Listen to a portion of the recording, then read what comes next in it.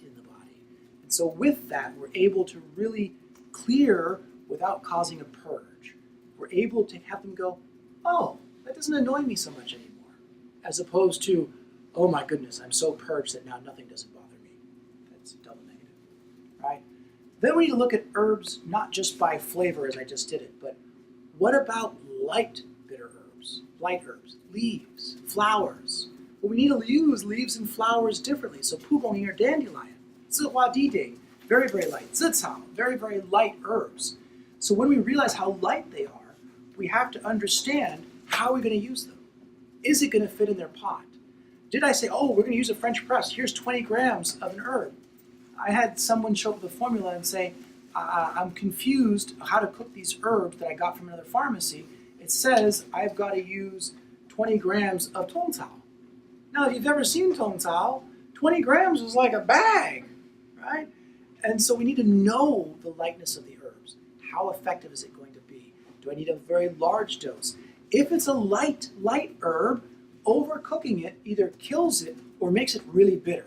And so if we look in the books, the herbal book, all those things, and there's multiple functions, some seem much stronger than the others, look at the herb. If it's a light herb, it's a short cook or a long cook, right? Nice, slow, clear out the urine, bitter, make you kind of go, oh. And literally, Juliette's so great when she does the video. She's like, you can do this in your body, and it's like, goes, oh. And it just, it's like wringing something out on the inside. The cold bitter just goes in and goes, right? So we've got to know, it's a light herb. What am I going to do? Dosage-wise, what am I going to do cook-wise? Seeds and nuts, we talked about. Xingren, Taoren, Baiziren, Swanzalren. And it's strange. I mean, in China, you have to specify whether you want processed or fried Swanzalren or Zhaoren or not, because it's considered fried helps you sleep, and non-fried or normal Swanzalren helps you have more energy, be more awake. They're opposite effects. And everyone's like, you got to specify. And in the West, it doesn't seem that they're not carrying a lot of the fried. It's very interesting. So we get one of those popcorn makers that has the thing, it's like a nut roaster popcorn maker, and it spins around. And so our front desk is all day long as they're preparing herbs for us while they're checking out patients. It spins around. And so I got really curious because I bring back lots of chao zhaoren, fried zhaoren from China. But I mean, it takes up suitcase space, it's heavy, I've got other things I could bring back. So we started cooking it ourselves. And over the stove, in about 10, 15 minutes in, this weird, sharp, acrid thing came out and hit my eyes. And it literally hurt. My eyes started to water. It released something. So I don't know, but I'm saying, if that's still in there, maybe that's going to make you a bit more awake, and then you knocked out whatever that is, and it's going to make you more sleepy. I don't know. But there's a definite difference, and to pay attention to that. But all of those, do they need to be ground? How bitter is your Taoren? How sweet is your Baiziren, right? And then, do you need it to be oily or not? And then we need to think of herbs digestively. Now, once we say digestive, we have to know their flavor and nature. This is not, oh, these are digestive herbs. Go look up the flavor and nature and say, oh, look what that might be doing. But shanja, in all of its forms, it's shung, it's unprepared, it's charred, and it's fried. It's a great herb. Binglang, the betel nut, is a wonderful herb. I prefer it charred because it's a little less intense on the intestines in terms of motility, and it's very good at regulating a lot of digestive issues along with parasites. Parasites, to me, are not just tapeworm, roundworm, but any bacteria that's in there, from B. hominis to whatever it may be. If there's something in there that we might call damp, it's a parasite. I mean, it's a bacteria. It's something in there. And binglang is great. Dafu pea. You can also get the popcorn maker and just get the raw binglang and spin it around until it's really, really fried. And so it takes that edge off the intestines. Dafu pea is the husk of the betel nut. So it's the same plant. One's the husk, one's not. It's great for the upper body. Binglang's down here, turns the corners, gets rid of the baddies, helps motility. Dafu pea really moves water that's stuck above, allows things to drop. Someone who, they have lunch, they eat, they feel fine, they lay down at night, next thing you know, they get nausea, they end up throwing up, and what comes up is lunch. If you have those patients, dafu pea, put it in, pair it correctly, problem done. Xiangfu is another great fragrant herb that helps the middle. Chun pea and qing pea, you just have to see how strong they are. It tends to be that the Chun-Pi is not that strong anymore, and the Qing-Pi isn't that strong. But traditionally, Chun-Pi was much more mild and harmonious than Qing-Pi, which can be really a big of a push. But I found that the Qing-Pi of today is pretty mild, so I just see how much strength do I need to gurgle. How much gurgle do I need to create? If I need a lot of gurgle, Qing-Pi. If I don't need too much gurgle moving down the intestines, Chun-Pi, right? And then Zhishi, another citrus. I mean, we have Chun-Pi, Qing-Pi, Zhishi, all citrus. You know, you look at shanja, sour crabapple, binglang, the betel nut and its husk, right? We look at grains. We start looking at grains. We've got so many grains in the bulk section of the supermarket. Yiren or Job's Tears, Fu Xiaomai, Qianshi. Those are all good grains to start with, to start thinking about, oh, barley is a diuretic. I drink it, I pee more, my heart irritability goes away. Huh, right? We get to know it that way. Okay, what's it doing? Why does it have these abilities? The bland or the sweet or the thick nature of how we use it, so we can get creative. And then we start looking at roots. Look at a plant, is it a root or not? Dangshan, Beishan, Huangqi, Gansao, they're all roots. So we get to know this is a root. This root grows quickly, it doesn't grow quickly. It's a root that's sweet, it's a root that's this, it's a root that's that. What is it going to mean in terms of delivery and cooking method, right? And then once we just use these herbs on this page, we can write pretty much anything with it, a formula. We then start reading and tasting and experimenting on ourselves and our patients, just as Shen Nong and every other famous herbalist did. But if we take this list and we get to know it really well, then we can start experimenting with other things. Because the thing to know is that if we don't understand, if we don't do what the famous herbalists of the past did, then it's just like the old Down East humor joke. You can't get there from here. You just can't be the herbalist they were if you aren't practicing the way they did. That's flavor of nature, right? You just can't get there from here. The next thing I want to talk about is the delivery methods. So it's on that handout. And I don't want to spend too much time because I wrote everything you need there. Stovetop, it's the most common, it's my least favorite. It has the least compliance, the most room for mistakes to happen, unless the sick person has someone to care for them or is a professional herb taker. Different herbs release different flavors at different times, so either the directions get too complicated, they're early adding, late adding, doing this, or it's all going in and some herbs are really doing it and some herbs got killed and some herbs never done that. If you do stovecock some herbs for yourself, once you've done it, drain them, break open all the herbs, look at them. Did it really soak all the way through? Does it feel like it's completely dead? Chew on some of them, put them in your mouth. If you put it in your mouth and it's like mymodome or something and there's nothing left in it, there's no sweet taste at all, probably it got overcooked, right? If you break open something and it's dry in the middle, it didn't cook long enough. So stove cooking, it's the most common, it's the easiest, and it's also the hardest to get right. So we have to pay attention to that. And then there's the smell, the mess, everyone in the family complaining, all of that. So I try to avoid it.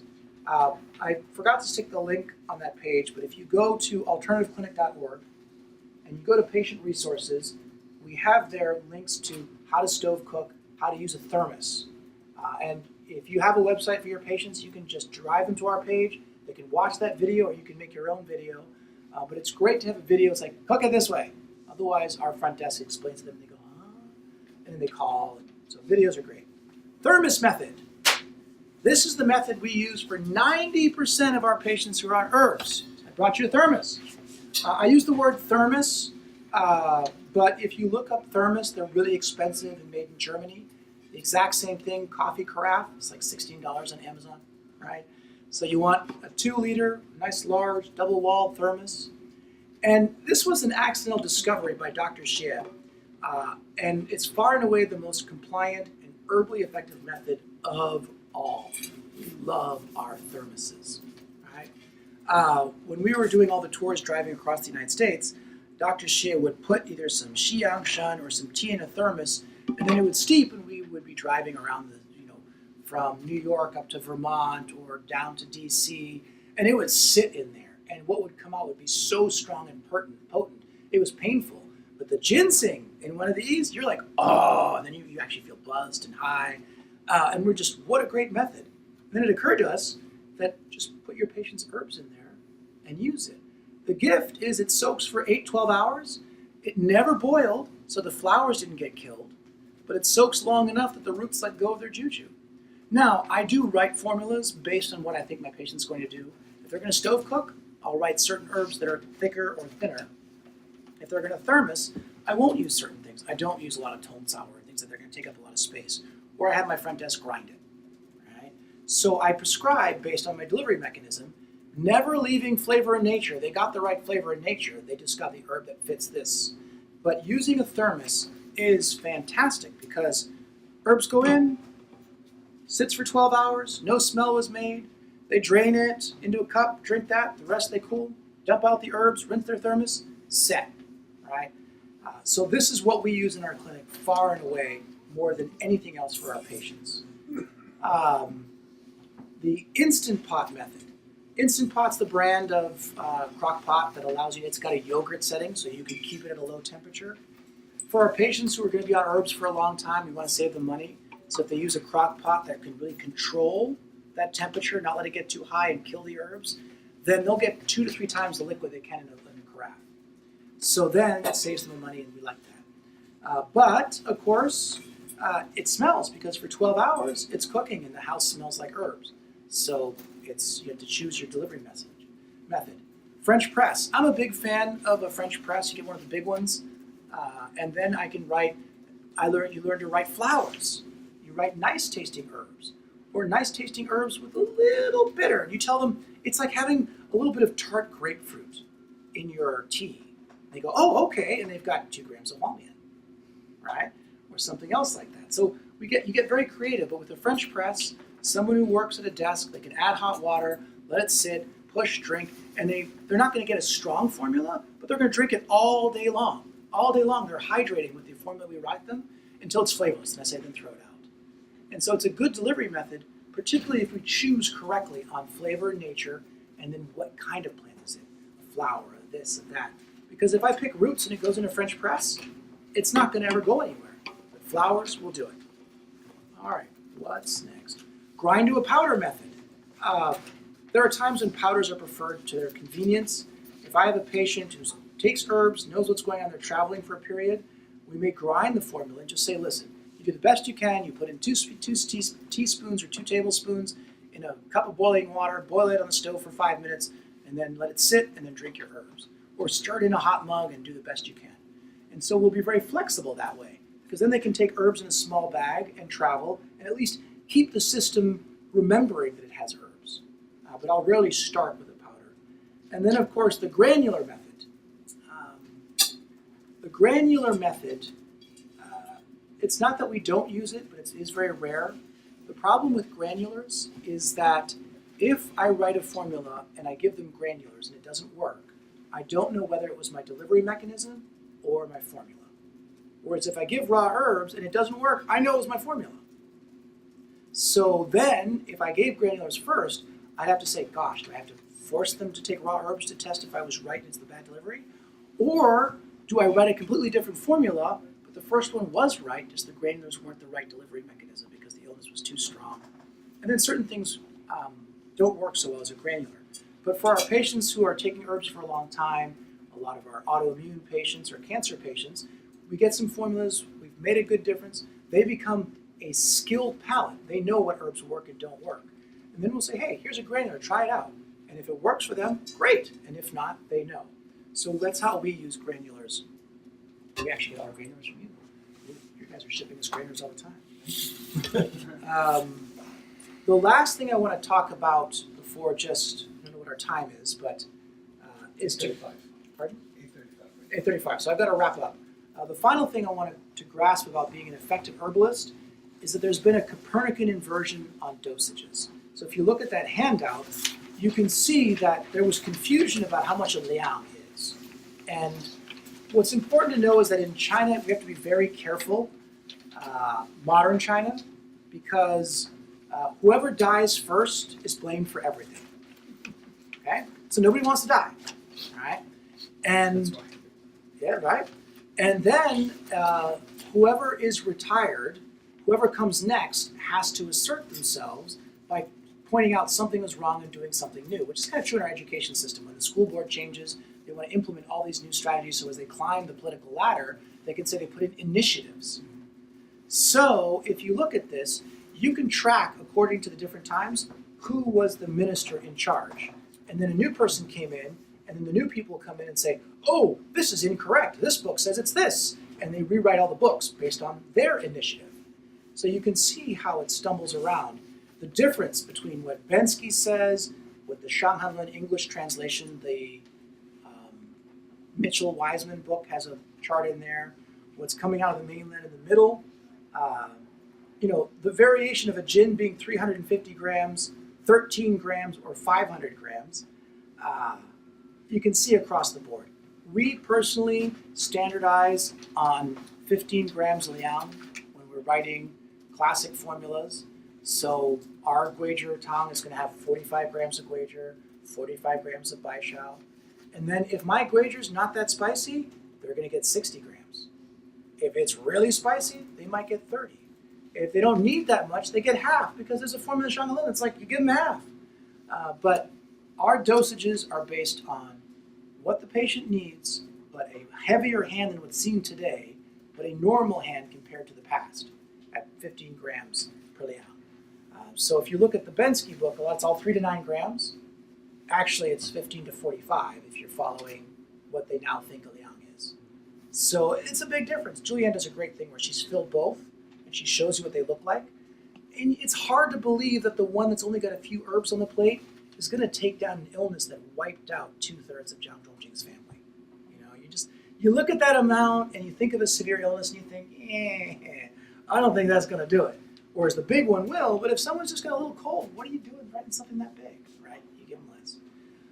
So I'm not saying be reckless, but do understand that it is okay to get out of first gear, right? I mean, we can get a lot further if we understand that we've got 5 gears, 6 gears. Now I was just watching, my youngest loves car videos. And this car now, they have 8 gears now. I mean, that's crazy. What do you do with 8 gears? 10? Someone's saying 10. Like, how? Like, you'd be going downhill? Like, already 6 gears got no pull if you're going uphill. So it's like, any case, there's more gears than 3 grams to 6 grams to 9 grams. But when you need a low gear, use a low gear. But don't be afraid of that. All right, so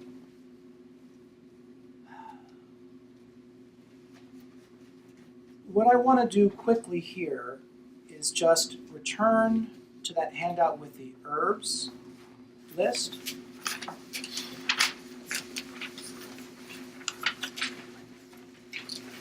And I just want to encourage you that, let's imagine that we've been practicing herbs, but we're not that smack into it flavor in nature, or we are in a patent or classic formula world. Let's just say that tomorrow you're like, I'm going to do it! And in comes a patient with lupus. So what do we need for our lupus patient? Lupus, they feel like they're being eaten alive in their joints. They have incredible pain. They've got a rash across their face, the butterfly rash, maybe a whole lot of sores or outbreaks. But we have to stop ourselves, and we have to look at them. Do they have all of this, what looks like heat, but they're wearing lots of clothes, and they run cold as a person, even though they have all those heat signs? And so if that lupus person comes in tomorrow into your clinic, you know you have to flush through that system, and you have to have herbs that are going to drive all the way through the joints. Because I want you to picture a stream, and then the stream takes a turn, and there's a bunch of boulders in the stream. It narrows, and there's rocks in it. So all the things that wash down, the leaves, the branches, are going to get stuck against those rocks. They're going to build up at that bend in the stream with the rocks. That's your elbow. That's your wrist. That's your fingers. That's what arthritis is. Here's the boulders, poor flow spot, it builds, it gets stuck. I need to get there. I need acrid. I need acrid warm to really stimulate. And so I am going to give my patient who comes in with lupus tomorrow lots of Guizhi to drive around the body. Is it not just achy, but their muscles hurt? I'm going to put in 30 grams of Guizhi, 30 grams of Jin-Huai, right? Because Jin-Huai, kind of like Guizhi, but if Guizhi was more of the qi Jiahuang's more of the blood. It's not that simple, but it's a good way to think about it, right? I mean, think of it as the Dong Gui, that is Guizhi, right? Travels all through the body. So I've got it going in there, but there is a battle going on. It's an autoimmune disease in Western language, but there's a fight going on. There's an anger. And so I need an herb that's going to get rid of that fight, that's going to go in there and clear it. And that's Qinghao. Or Yin-Shen, but for me, Yin-Shen's a little dry. So now I've got a formula that's Guizhi, maybe Jiahuang, and I've got Qinghao. Okay, so I can guarantee my Qinghao is going to get to the joints. It's going to get to the extremities. It's going to fight its way through the thick muscles that are all bound up and in pain. Jiahuang is going to help with that. The Guizhi is going to help with that. Then I have to look at, are they truly hot or am I being fooled?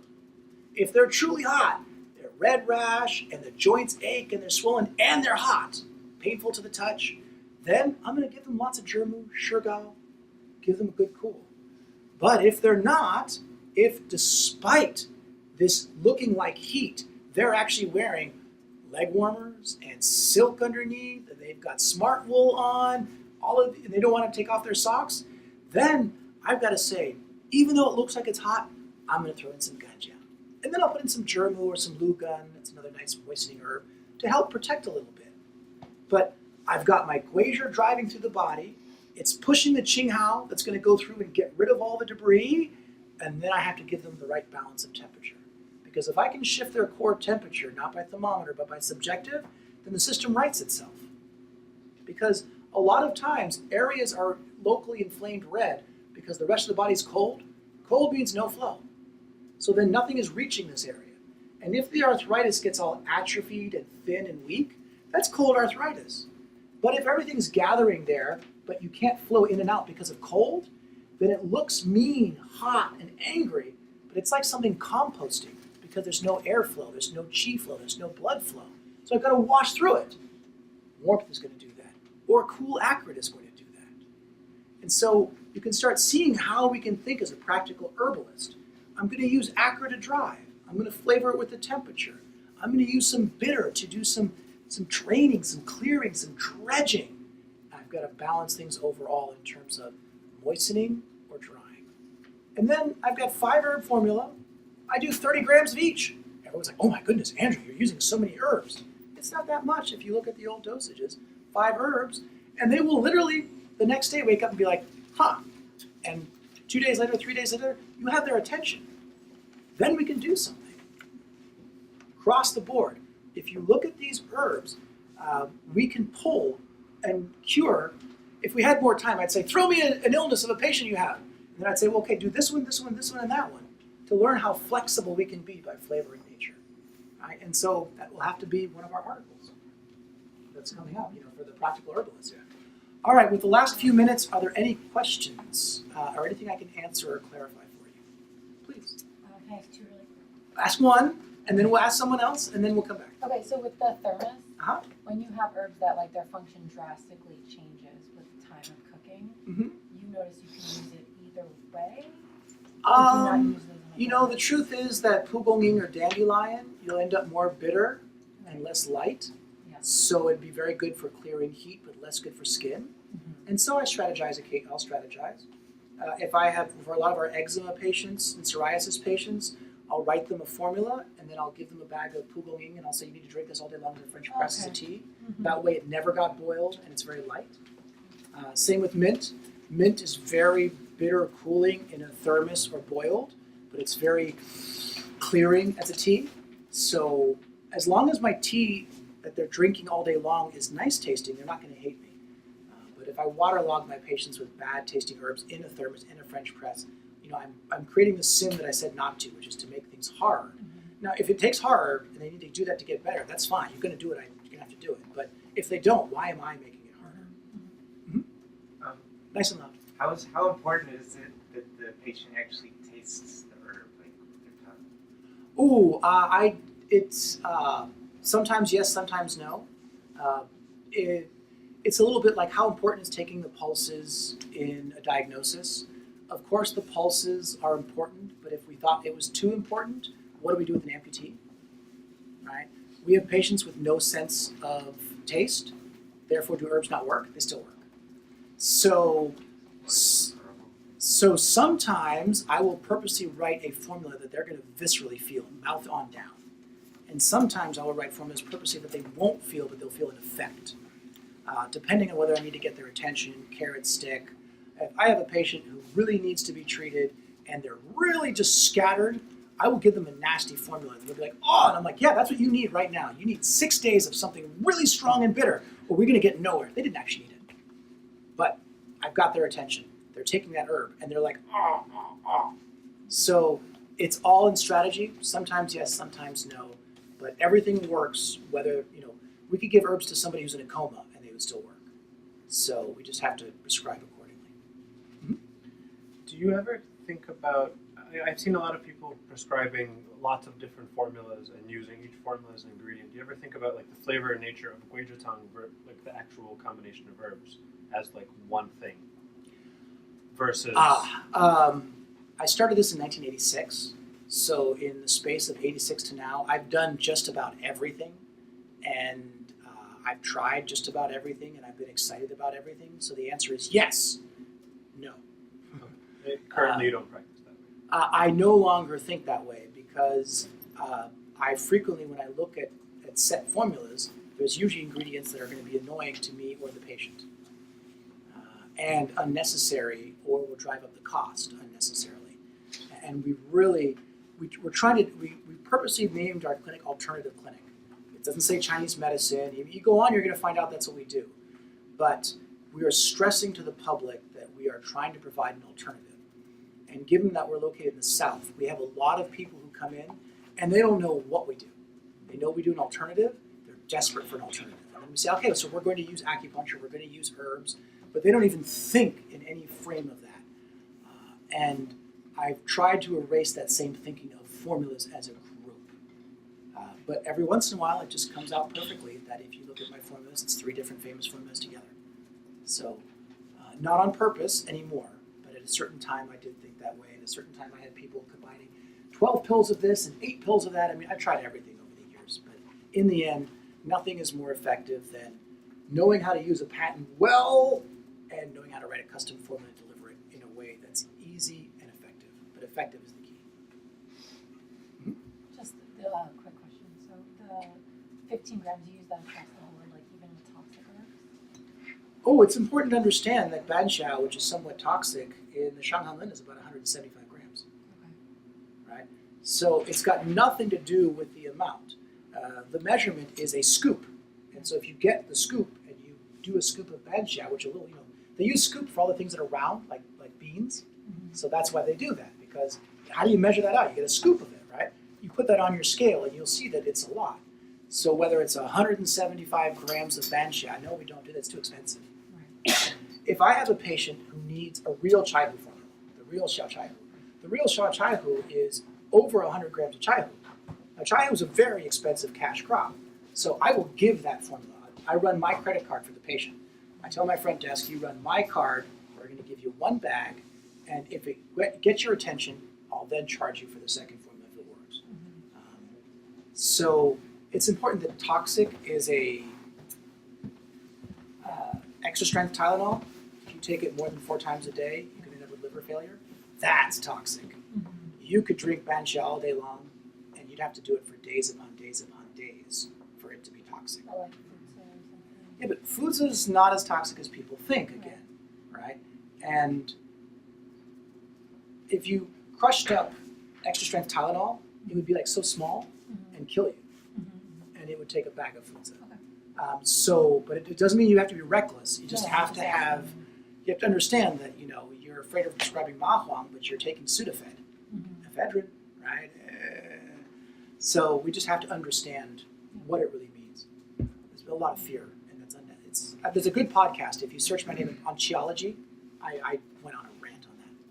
In regards to incompatible herbs, and if their natures are very different, do you have any thoughts about that, or do you sometimes prescribe in the formula things that seem counterintuitive?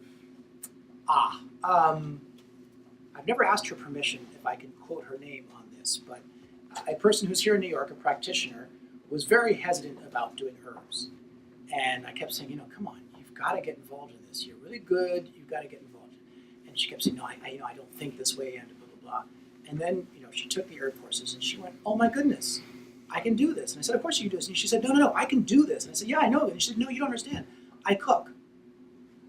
And what you're talking about is, do you put in some sugar along with salt and your chili? Do you put in the basil early? Did you smash your garlic and put it in early and then add a little fresh garlic at the end? That's herbs. So if you cook foods that are really delicious, that have seemingly contradictive flavors and natures, it would make sense that our formulas do as well. They don't cancel each other out. It's just a question of strength. Sometimes if you use an opposite nature, it's like an anchor, right? So it's like a kite that wants to fly away and we hold it down. And so I'll use a lot of grains or starchy things with food just to slow it down a little bit. Or I will accentuate something, or I'll balance it out. So it would be impossible to be effective if we wrote formulas that didn't have mixed natures. And so the best way to get over it is to go through and look at all the classic formulas, the Shanghanlun, and then write the formula, Guizhi, Baishao, and then on the next column, write flavor and nature of each herb, but not the names. And when you look at it, you go, it's all over the place. And then you realize, wait a minute, it's on purpose. Who's stronger, who's weaker? It says, yeah, but they're all 45 grams. Well, 45 grams of Guizhi and 45 grams of Baishao are not the same creature. Baishao is a much bigger plant in terms of what you have than Guizhi, right? So then we have to look not by gram, but by plant. So it'd be hard to be effective if we didn't